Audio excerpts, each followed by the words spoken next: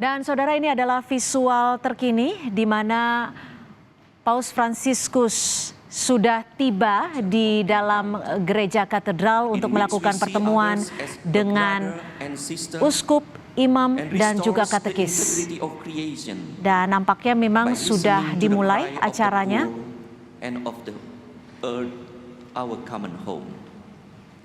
Acara hari ini adalah pertemuan Paus Fransiskus dengan para uskup, imam, dan katekis terjadwal pada pukul 16.30. At other times walk alongside to inspire us, and when necessary walks in front of us to be an example of how we should journey toward holiness. Together with my brother bishop, who are celebrating 100 years of the Indonesian Catholic Bishop Conference, and 10 Asian and Australian bishop here, as well as the clergy, consecrated men and women, catechists, and other lay faithful. We asked for your prayers and blessing so that we can walk together to build up the synodal church in Indonesia and the nation with faith, fraternity, and compassion. Dan saudara, saat ini di studio Kompas Petang sudah bersama saya Romo Albertus Bagus Laksana, SJ atau Imam Jesuit yang merupakan Imam Jesuit dan juga Rektor dari Universitas Sananta Dharma Yogyakarta. Dan melalui sambungan Zoom juga sudah ada Bung Willy, di mana Bung Willy adalah ayah yang putrinya sempat mendapatkan berkat saat Paus Fransiskus menuju Istana Jakarta. Romo Bagus, terima kasih sudah bergabung bersama kami di Kompas Petang. Sama-sama, Mbak Cynthia. Ya, dan juga sudah ada Bung Willy. Bung Willy, tadi putri Anda mendapatkan berkat dari Paus Fransiskus saat menuju perjalanan ke istana bertemu Presiden. Ini Bung Willy memang sudah mempersiapkan diri tujuannya untuk menerima berkat atau seperti apa? Mungkin bisa diceritakan. Selamat sore, Bu Cynthia, Romo Bagus. Selamat sore. Selamat sore. Salam, Tuhan memberkati. Pada intinya sebelumnya saya sempat lihat di viral TikTok atau viral aplikasi gitu tentang di luar negeri yang membawa anak bayinya untuk diberkati sama Paus Fransiskus. Dari situ saya termotivasi untuk anak saya juga saya bisa lakukan hal sedemikian. Makanya dari semalam saya udah mempersiapkan hingga pada pagi hari tadi jam 9 jam 8 saya udah standby di depan kedutaan Vatikan. Nah, saat di tepi jalan ini kan banyak sekali masyarakat yang menunggu untuk bertemu ataupun melambaikan tangan dengan Paus Fransiskus. Ini Anda bagaimana triknya bisa sampai akhirnya Paus berhenti sejenak untuk memberikan berkat kepada putri Anda, Wilan? Untuk pintu gerbang kedutaan besar Vatikan dan kantor yang PLN di sebelahnya itu kan berdekatan. Jadi pada saat mobil rombongan Bapak Paus Fransiskus lewat, kebetulan masih dalam iring-iringan kendaraan yang nggak terlalu cepat, makanya saya memanfaatkan di situ pintu gerbangnya kan ada security sama PM sama pengawal yang jaga, cuman saya berusaha untuk bisa terobos saja untuk bisa dapat berkat langsung dari Bapak Paus Fransiskus. Ada alasan khusus tidak melakukan hal ini, berupaya istilahnya dari pagi untuk mendapatkan berkat khususnya untuk putri Anda? Pada intinya saya itu baru juga melaksanakan pernikahan dan dikaruniakan anak di usia 4 bulan ini. Saya termotivasi untuk paling enggak anak saya nanti ke depannya dia punya warna yang saya udah berikan dari sejak bayinya. Itu yang memotivasi saya untuk bisa senekat hari ini untuk bertemu. Tapi Anda menyangka tidak bahwa momen untuk mendapatkan berkat dari Sri Paus bisa terwujud? Untuk skenario saya cuman bisa merencanakannya, cuman selebihnya saya serahkan kepada yang di atas yang mengatur. Dan pada kesempatan tadi pagi saya sangat tidak menyangka karena Ya. Bapak Paus sempat berhenti dan memanggil saya di rombongan teman-teman yang menunggu Bapak Paus, sehingga saya punya kesempatan untuk bisa dikasih berkat langsung dari Bapak Paus. Jadi Anda membawa dalam doa ya, sehingga akhirnya Iya. terwujud ya. Terima Iya, kasih. Saya akan ke Romo Bagus. Romo Bagus, tadi kan sebelum ataupun ke Gereja Katedral, Paus juga memiliki agenda di Kedutaan Besar Vatikan. Iya. Mungkin bisa diceritakan apa sebenarnya inti dari pertemuan anggota Serikat Yesus ini sih, Romo? Iya, Mbak Cynthia, saya kira pertemuan Paus Fransiskus dengan kami, warga Yesuit, itu bersifat kekeluargaan ya. Jadi karena kami keluarga besar Serikat Yesus di dunia terdiri dari sekian ribu anggota, dan Paus Fransiskus itu Paus dari Serikat Yesus yang pertama. Dan kemudian siapa tahu, kami juga nggak tahu ya ke depannya, tetapi ini Paus yang istimewa dari segi Serikat Yesus, karena ini Paus pertama Yesuit, dan dia punya kebiasaan ketika berkunjung ke suatu negara di mana di situ ada Yesuit, dia akan menyediakan waktu sekitar 1 jam, 1,5 jam untuk bertemu dengan saudara-saudaranya seserikat ya, keluarga besar. Jadi ya suasananya suasana pertemuan kekeluargaan. Berarti Romo Bagus tadi ikut hadir ya? Iya, ikut hadir di sana. Berapa lama itu pertemuannya tadi, Romo? 1 jam lebih sedikit ya. 1 jam. Ya, Paus Fransiskus sebetulnya mungkin masih ingin lagi, tetapi Jadwal yang padat, petugas ya sudah meminta supaya berhenti, saya kira ya. Romo, saat pertemuan selama 1 jam tadi, apa yang bisa Romo bagikan kepada kita masyarakat Indonesia terkait dengan figur Sri Paus? Sri Paus ini memang figur yang menekankan perjumpaan ya. Jadi dia sangat-sangat senang ketika berjumpa dengan orang lain. Makanya tadi dengan anak-anak, dengan Pak Willy dan anaknya, juga di banyak tempat dia punya energi yang luar biasa untuk bertemu orang lain. Maka salah satu tema yang besar, yang kuat yang dia usung adalah fraternity atau kesatuan persaudaraan, yang isinya adalah perjumpaan-perjumpaan yang dibangun oleh perjumpaan-perjumpaan dengan siapapun.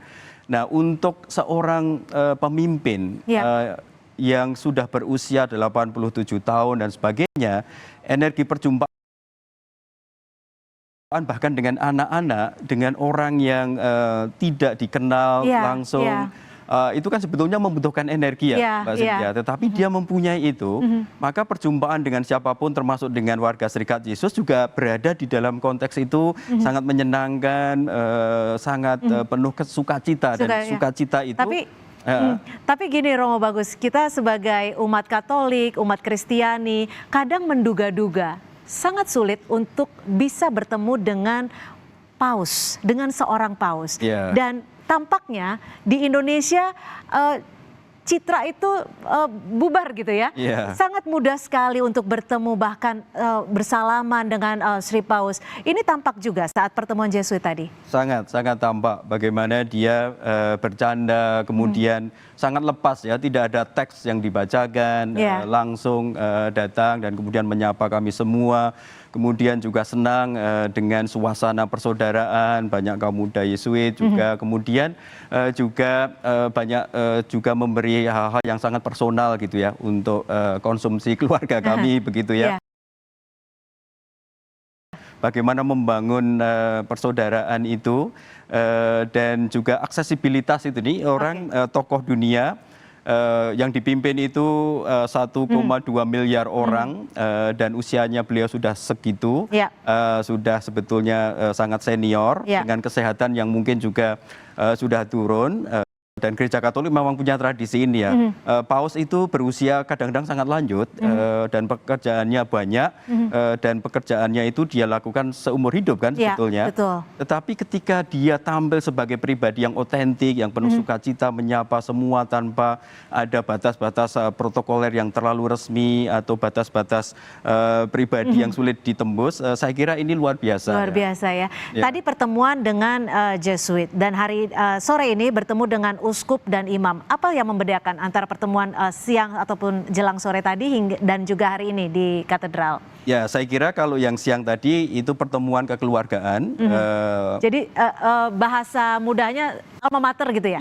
Seperti itu ya? Ya, anggota keluarga anggota lah, keluarga. keluarga besar begitu. Karena beliau juga dari Jesuit. Serikat Yesus, lalu punya bahasa-bahasa yang khusus gitu ya, sebagai anggota keluarga. Tetapi kalau yang ini adalah dia menyapa gereja Indonesia yang dibangun oleh para uskup, hierarki namanya dalam gereja Katolik kan. Ya. Ada para uskup, ada para imam, klerus, ada juga diakon, itu klerus juga. Ada biaran, biarawati juga, maka tadi tampak banyak suster Ya. kan. Kemudian juga para katekis, guru agama Katolik yang sangat berpengaruh juga di dalam merambatkan iman Katolik di sekolah-sekolah dan sebagainya. Dan ada tentu saja tadi anak-anak Ya. yang menyambut dan sebagainya. Jadi ini pertemuan yang lebih luas menyapa Gereja Katolik Indonesia, memberi semangat yang baru untuk Gereja Katolik yang sudah lama berada di Indonesia. Untuk terus ke depan berperan begitu ya dan menyuburkan diri. Nanti kita lihat sambutannya. Tapi ada tidak saat pertemuan tadi Paus Fransiskus memberikan pesan khusus mungkin tidak hanya bagi umat Katolik, umat Kristiani, tapi seluruh umat khususnya di Indonesia. Sempat tidak Paus menyebutkan sesuatu? Ya, di dalam sambutan Paus yang tertulis itu memang memberi penjelasan mengenai 3 tema yang menjadi tema kunjungan beliau ke Indonesia ya. Faith itu iman, kemudian fraternity, persaudaraan, kesatuan, dan kemudian juga compassion. Misalnya mengenai faith, dia mengajak seluruh umat Katolik di Indonesia untuk mensyukuri semua hal yang baik yang kita nikmati sebagai bangsa Indonesia. Itu sebagai gift, sebagai anugerah dari Tuhan. Segala keindahan dalam momen-momen juga historik bangsa kita ini tidak bisa tidak dipahami sebagai anugerah dari Tuhan misalnya. Itu pesan untuk semua. Itu pesan Syukurilah untuk itu sebagai Kalau hadiah. sore ini nanti di gereja katedral bertemu tadi sudah disebutkan ada uskup, katekis dan juga para imam. Misi dari pertemuan ini sebenarnya ada tidak sih? Ya, secara umum Mbak Cynthia, saya kira Paus Fransiskus sebagai gembala gereja, kalau berkunjung itu mengunjungi umatnya kan, selain kunjungan politik kenegaraan, diplomatik, tetapi juga mengunjungi umatnya. Maka misinya saya kira untuk menguatkan gereja lokal namanya, agar terus berjalan bertumbuh begitu ya. Biasanya mengapresiasi perjalanan gereja lokal itu sepanjang zaman seperti apa dan kemudian memberi fokus-fokus tertentu untuk diperhatikan oleh gereja itu gitu ya. Misinya saya kira itu ya, sebagai gembala dia mau menyapa, menguatkan, mendorong ke depan dengan beberapa agenda khusus yang beliau lihat strategik misalnya untuk umat gitu ya. Saya ke Bung Willy lagi. Bung Willy, ini kan agenda dari Paus Fransiskus masih ada hari ini dan besok. Besok Bung Willy datang ke GBK? Untuk di GBK saya nggak punya ini kesempatan untuk dapat hadir di GBK. Karena untuk bisa masuk sana kan harus ada akses yang bisa didapatkan.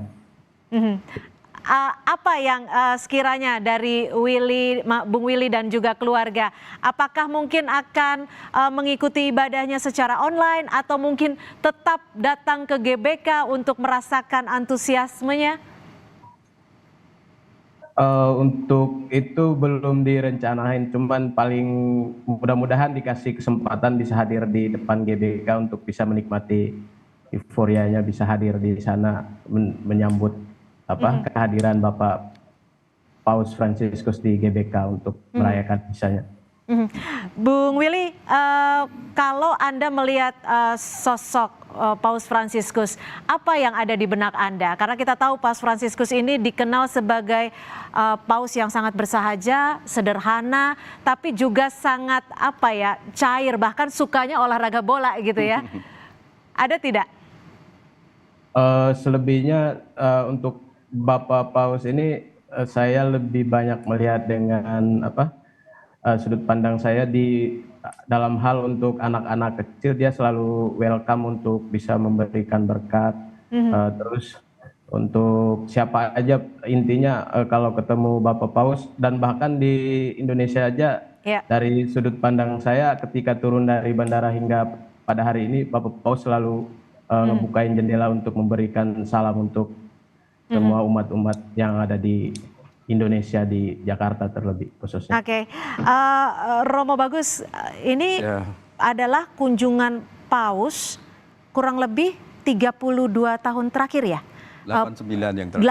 35 tahun ya, Yap. terakhir Paus berkunjung dan sekarang ke Indonesia. Bahkan bisa dikatakan ini perjalanan terpanjang, kata Paus Fransiskus.